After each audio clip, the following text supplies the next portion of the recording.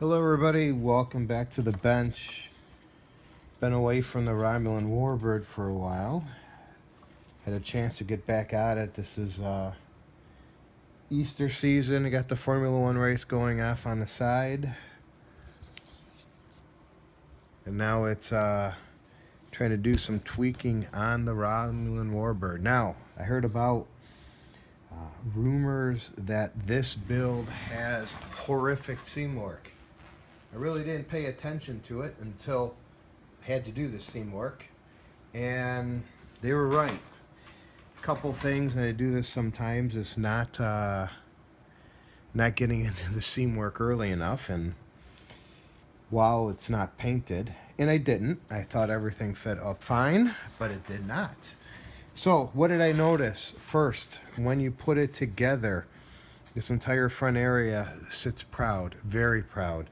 This whole back area sits proud. This, I'm sorry, side by the nacelles sit high. This entire rear end, horrible. So, just to show you, pretty much the same thing on both sides, what I had to do. Came in, shaved about 3/4 of the material off to get this tip to a fine blade so that it sits flush, as you could hardly see, but trust me, it does.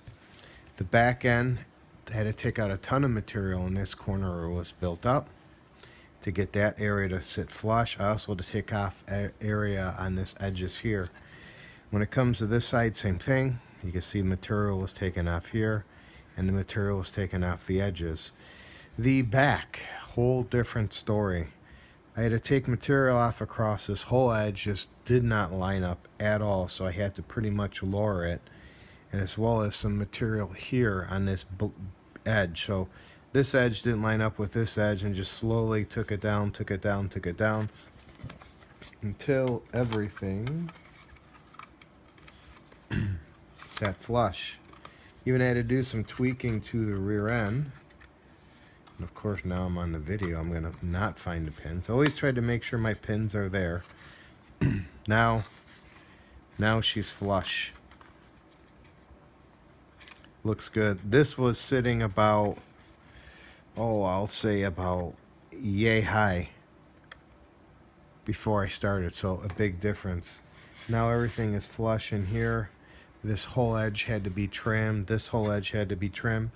Paint wise, not bad. I like to lay out the paint first. I probably should have done my fit up checks better at the beginning. Same thing with the other side. A lot of the same issues. Again, did nothing on this side. Did all my work on here.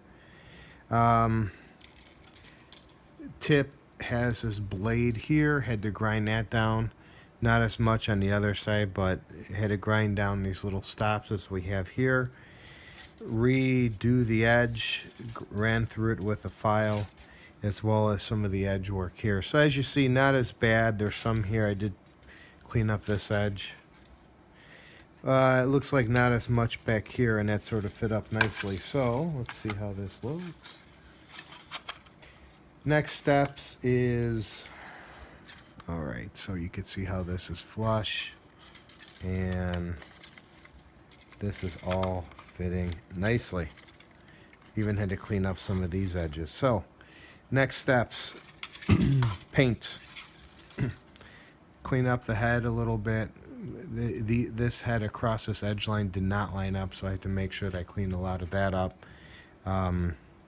Did glue this together. I did glue the nacelles together, so there'll be some paint work coming. You can see there'll be a little bit of seal. A lot of this will get covered up, but there's going to be some paint work to clean all these edges up. Next, I'm going to start trenching the parts and doing a test fit before I do paint. Oops, kicked the table. And figuring out how I want the wires to run through the board, or through the kit. I did enlarge this hole. I use for my power line, when it's a kit where there's no boards,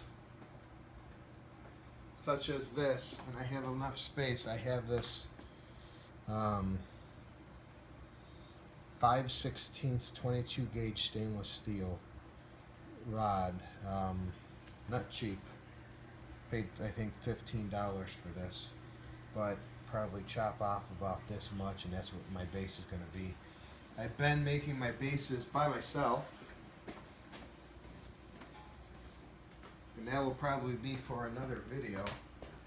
But that's it. I'm going to start clearing out ways to get all these wires out this hole here at the bottom. And that's it. Thanks for watching. You know, keep on building.